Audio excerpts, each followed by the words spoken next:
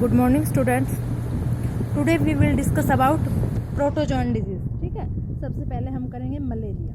Malaria को आप सभी जानते हैं, ठीक है। लेकिन पहले मलेरिया का क्या माना जाता था? Bad air fever. मतलब जहाँ गंदी स्मेल आएगी, जहाँ से गंदी हवा आएगी, वहाँ मलेरिया फैलने का खतरा है। ठीक है, क्योंकि पहले पता नहीं था कि मॉस्किटो के काटने से मलेरिया होता है।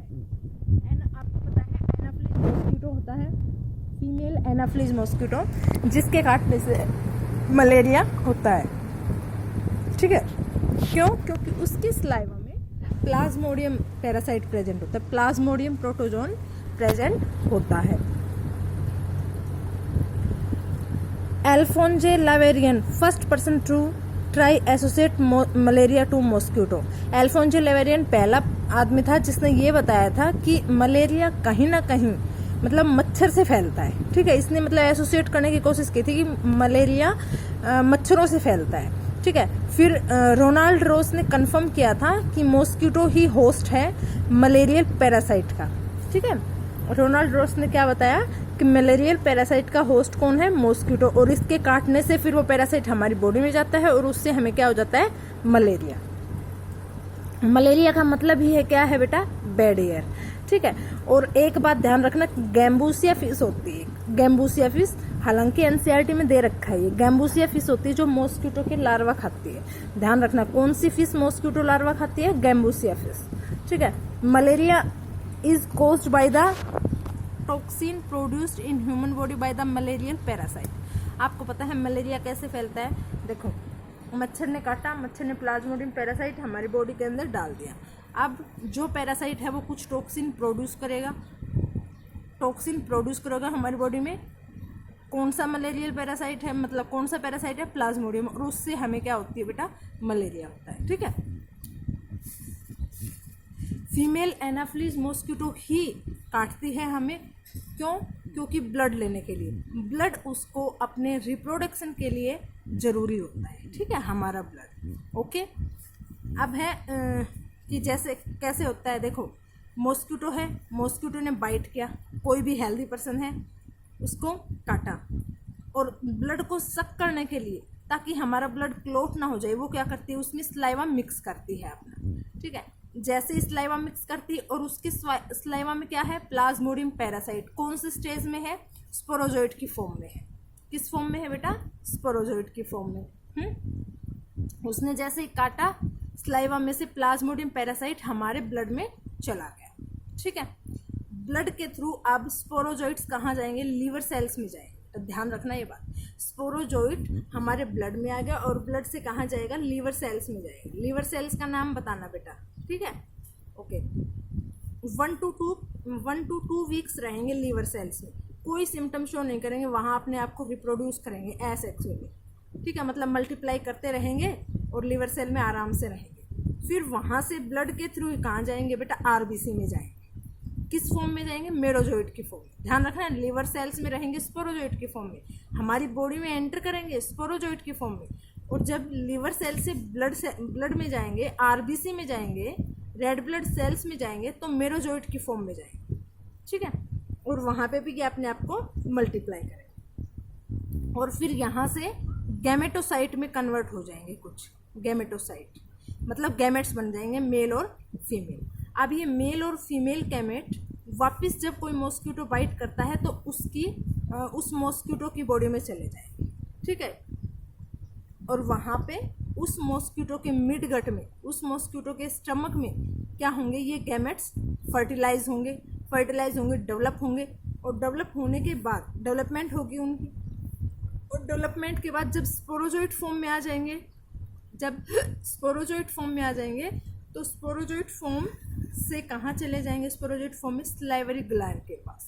ठीक है, मॉस्किटो के स्लाइवरी ग्लैंड में और स्लाइवा में आ जाएंगे। अब जैसे ही मॉस्किटो दोबारा से किसी हेल्दी पर्सन को काटेगा, 1 मिनट की, किसी हेल्दी पर्सन को काटेगा, तो वो स्पोरोजोइट फॉर्म कहाँ चला जाएगा? ह्यूमन के ब्लड में चला जाएगा। ठीक है, तो आपने ये बात देखी कि मॉस्किटो का सेक्सुअल फेज कहाँ है? प्लाज्मोडियम की सेक्सुअल फेज कहाँ है? एनाफ्लिज मॉस्किटो की बॉडी में, एसेक्सुअल फॉर्म है, फेज है वो कहाँ है, ह्यूमन्स में। ठीक है, समझ आ रही है बात।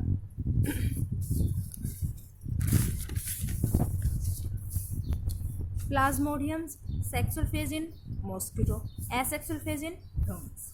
ओके, प्लाज्मोडियम की बेटा 4 स्पीसीज होती है, मतलब 4 स्पीसीज होती है इस प्लाज्मोडियम की जो मलेरिया करती है। ठीक है, आपके एनसीईआरटी में 3 दे रखी है, 1 नहीं दे रखी है, वो भी करवा देती हूँ। प्लाज्मोडियम वाइवेक्स, कौन सा है, plasmodium vivax. It cause benign tertian malaria, ये कौन सा मलेरिया कॉज करता है, बेनिन टर्टियन मलेरिया, जो एवरी 3rd डे अटैक करता है, मतलब तीसरे दिन बुखार आएगा इसमें। ठीक है, बताऊंगी कैसे आता है बुखार, क्यों आता है। आफ्टर 48 आवर्स, मतलब कब आता है बुखार, 48 आवर्स के बाद आता है। The fever is mild and seldom fatal, fever मतलब डेथ भी हो सकती है इससे।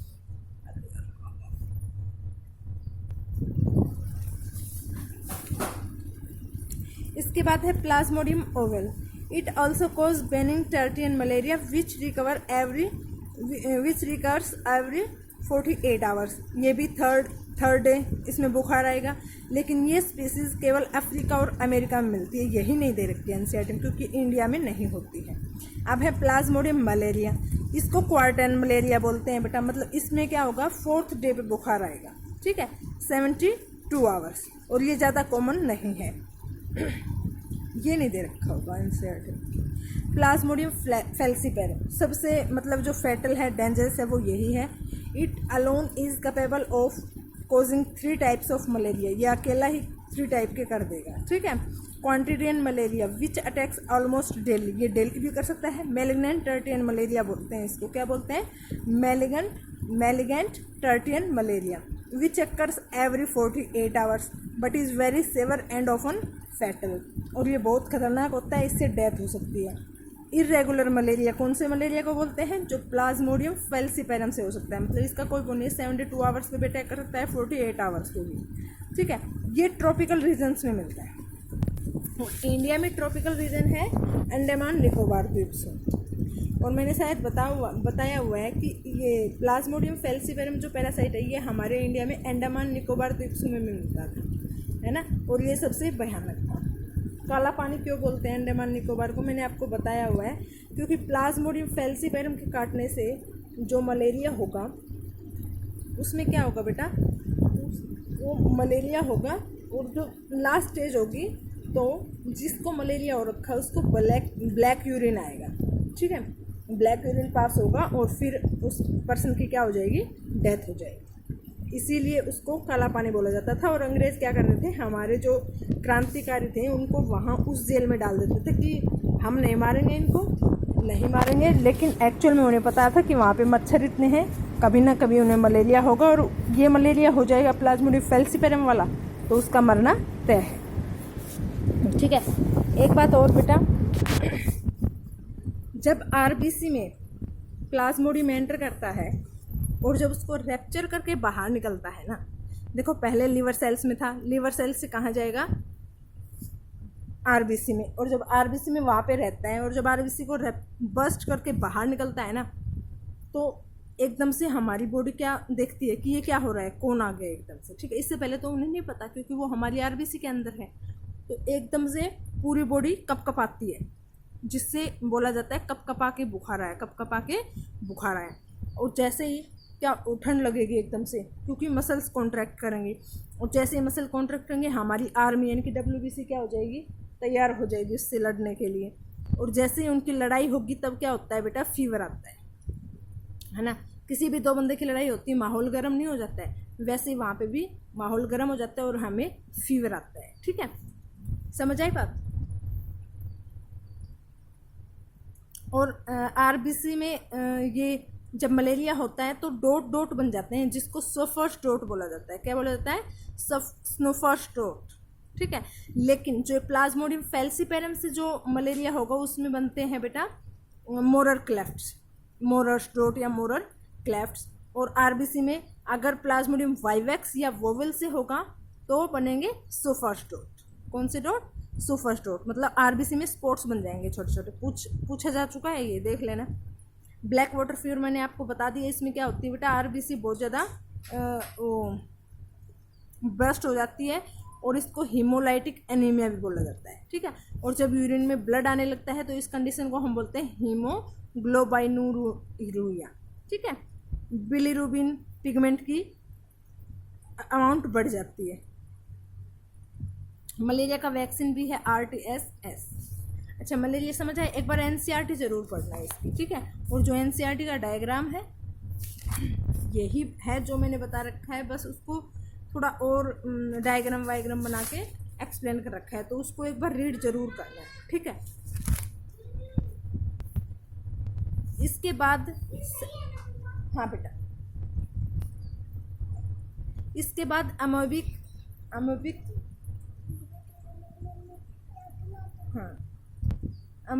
डिसेंट्री। हमने देखो बैक्टीरियल डिजीज में डिसेंट्री पढ़ी थी ना, लेकिन वो बैक्टीरिया से होती थी। और कौन सी बैक्टीरिया से होती है बता देना, ठीक है। ये है अमोबिक डिसेंट्री, जो कि एक प्रोटोजोआ से होती है। कौन सी प्रोटोजोआ से? And amoeba histolytica. उसमें देख लो चार्ट में दूसरे, कौन से प्रोटोजोआ से? And amoeba histolytica. और बेटे ये कैसे फैलता है? कॉन्टामिनेटेड फूड और ड्रिंक से फैलता है। क्यों? क्योंकि and amoeba histolytica cyst food में एंटर कर जाता है, और वो सिस्ट अगर हमने उस सिस्ट वाला फूड हमने खा लिया तो क्या हो जाएगी? अमोबिक डिसेंट्री हो जाएगी। इसको कौन ट्रांसमिट करता है? हाउस फ्लाई ट्रांसमिट करती है। ऐसा नहीं है कि ये भी मुंह में लेके हमारे अंदर ट्रांसफर करेगी, नहीं, ये मैकेनिकल कैरियर होती है। मतलब एक मिनट रुको ना, हाउस फ्लाई मैकेनिकल कैरियर है बेटा। मतलब जहाँ मान लो कॉन्टामिनेटेड फूड पे बैठी, इसके सिस्ट लग गया और रस ने आके फ्रेश फूड पे बैठ गई हाउस फ्लाई, ठीक है, तो वो सिस्ट को पास कर देगी उसमें, इसीलिए मैकेनिकल कैरियर का काम करती है हाउस फ्लाई, ठीक है। और जो ये पैरासाइट है ये क्या करता है? प्रोटियोलाइटिक एंजाइम सीक्रेट करता है। कौन सा एंजाइम? प्रोटियोलाइटिक, ध्यान रखना, प्रोटियोलाइटिक एंजाइम सीक्रेट करता है, जो क्या करेगा? साइटोलाइसिन सीक्रेट करेगा। और साइटोलाइसिन क्या कर सकता है? म्यूकस मेम्ब्रेन को खा सकता है और इंटेस्टाइन में छेद भी कर सकता है, ठीक है। ट्रीटमेंट क्या है? एंटी प्रोटोजोल ड्रग्स लेने हो, ठीक है। इसके बाद है डायरिया। डायरिया किसके द्वारा फैलता है? फ्लैजिलेटेड प्रोटोजोआ के द्वारा। नाम? जियार्डा इंटेस्टाइनलिस। जियार्डा इंटेस्टाइनलिस। जियार्डिया को सबसे पहले लियोन हॉक ने डिस्कवर किया था खुद के स्टूल में। कब? 1681, ठीक है। और ये फर्स्ट ह्यूमन पैरासाइट प्रोटोजोआन है, जिसको सबसे पहले खोजा गया था वो पैरासाइट प्रोटोजोआ है, ठीक है। और ये कहाँ रहता है? स्मॉल इंटेस्टाइन का अपर पार्ट एट ड्यूडोनियम और जेजेनम, वहाँ पे रहता है, ठीक है। इंटेस्टाइनल म्यूकस मेम्ब्रेन में अटैच रहता है, अपने आप को वहाँ पे छुपा लेता है, ठीक है। NCERT से बाहर है बेटा ये। इसके बाद है सीलियरी डिसेंट्री। क्या? Ciliary dysentery. ये एक सीलेटेड प्रोटोजोआ से होता है, जिसका नाम है बोलेंटिडियम कोलाई। क्या नाम है? बोलेंटिडियम कोलाई। और ये आरबीसी और टिश्यू को खाता है, ठीक है। इसमें भी लूज मोशन होंगे बेटा, डायरिया होगा और loss of appetite and dehydration, ठीक है। अब है trypanosomiasis. Trypanosomiasis serious protozoan disease caused by flagellated protozoa. ये एक सीरियस डिजीज है जो कि प्रोटोजोआ के द्वारा होती है। कौन से प्रोटोजोआ? ट्रिप्नोसोमा प्रोटोजोआ, ठीक है। ट्रिप्नोसोमा पहले ब्लड में, फिर लिम्फ में, और फाइनली कहाँ चला जाएगा? CSF में। CSF मीन्स सेरेब्रोस्पाइनल फ्लूइड, जो ब्रेन का जो फ्लूइड होता है उसके अंदर। प्राइमरी होस्ट इसका होता है मैन, और सेकेंडरी होस्ट होता है बेटा कौन सा? एक मक्खी होती ग्लोसिना, जिसका देखो साइंटिफिक नेम ग्लोसिना पेल्पेलिस है, और उसको वैसे बोलते हैं सीसी फ्लाई। क्या बोलते हैं? CC fly. तो ट्रिप्नोसोमा कैसा हुआ? डाइजेनेटिक, मतलब इसके दो होस्ट होते हैं, primary host man, secondary host CC fly. और सीसी फ्लाई के काटने से ही ट्रिप्नोसोमियासिस होती है ना। स्लीपिंग सिकनेस किसके द्वारा होती है? ट्रिप्नोसोमा ब्रूसिए गैम्बेसिए, इसके काटने से, या फिर इस प्रोटोजोआ से होती है स्लीपिंग सिकनेस। और स्लीपिंग सिकनेस कौन ट्रांसमिट करता है? CC fly. एक चागास डिजीज होती है, वो होती है ट्रिप्नोसोमा क्रूजाई से। ट्रिप्नोसोमा क्रूजाई से। इसके बाद है टेनियसिस। टेनियसिस पोर्क टेपवॉर्म, मतलब जो पोर्क खाते हैं यानी कि जो पिग का मीट खाते हैं ना, उनमें हो सकता है ये। क्यों? क्योंकि टीनिया सोलियम से होती है डिजीज। टेनियसिस किससे होती है? टीनिया सोलियम से, जो कि एक प्रोटोजोआ है और ये पिग में ही रहता है। ठीक है, पिग होता है इसका host. Tapeworm lives in human intestine finally anchored by hooks and suckers. Tapeworm कहाँ रहेगा? ह्यूमन के इंटेस्टाइन में रहेगा और वहाँ पे अपने हुक्स और सकर्स से अपने आप को वहाँ पर पकड़े रखेगा। इसके पास माउथ नहीं होता है, ये डायरेक्ट जो हमने फूड डाइजेस्ट कर रखा है उसको डायरेक्ट अब्जॉर्ब कर लेगा। ठीक है, कैसा न्यूट्रिशन हो गया इसका? स्पोरोजोइक न्यूट्रिशन। और ये हेम्फ्रोडाइट होता है, सेल्फ फर्टिलाइजेशन करता है। एक होस्ट में एक वोम ही रहता है। ठीक है, और वही उसका फूड शेयर करता रहता है, जिससे इंसान बहुत वीक पड़ने लगता है, क्योंकि जो खाना खा रहा है, डाइजेस्ट कर रहा है, उसको तो शेयर कौन कर रहा है? टेपवॉर्म कर रहा है, टीनिया सोलियम। कौन सी डिजीज होती है इससे? टेनियसिस।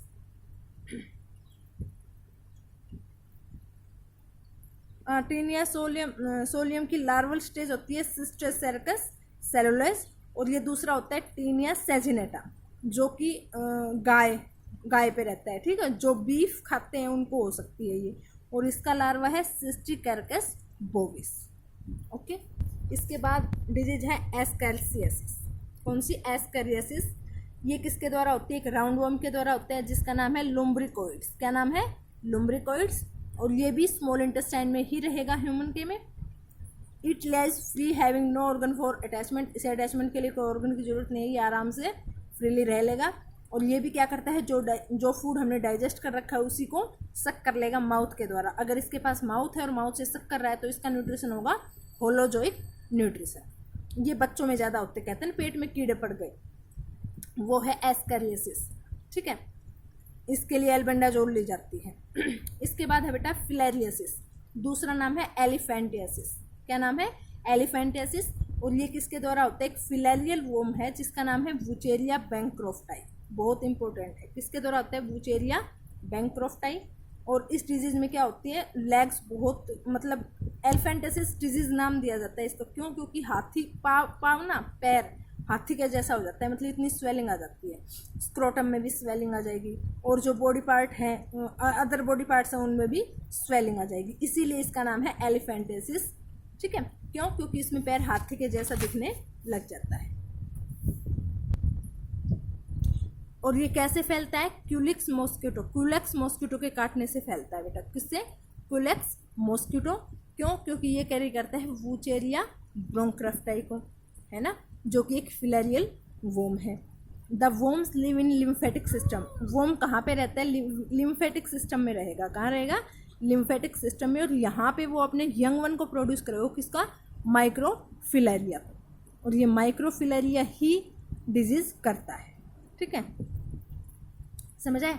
वुचेरिया बैंक्रोफ्टाई से होती है एलिफेंटियासिस, और इसको कौन कैरी करता है? Culex mosquito. इसके बाद है बेटा हुकवॉर्म डिजीज या एनसाइलोस्टोमियासिस।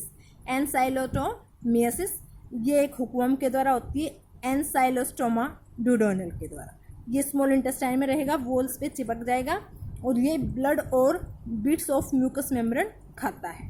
ठीक है, अब रिंगवॉर्म किससे फैलता है बेटा? ये आपको एनसीईआरटी में 3 वो दे रखी है कि रिंगवॉर्म किस किस से फैलता है, वो मेरे को लिख भेजना। ठीक है, रिंगवॉर्म सभी को पता है, दाद। तो वो किससे होता है? ये एनसीईआरटी में है, और वो आप मेरे को लिख भेजना। इसके बाद एथलीट्स फूट जो डिजीज होती है वो किसके द्वारा होती है? टीनिया पेडिस के द्वारा। रिंगवॉर्म ऑफ स्काल्प ये किसके द्वारा होती है बेटा? जो बोलते हैं डैंड्रफ, सिर में डैंड्रफ नहीं हो जाता है, वो किसके द्वारा होता है? टीनिया कैपिटिस की वजह से।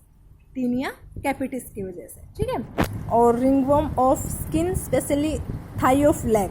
और रिंग ऑफ स्किन की जो वो होती है, मतलब रिंग बन जाती है, खुजली होती है, फंगल डिजीज है, वो किसके द्वारा होती है? टीनिया क्रोसिस के द्वारा।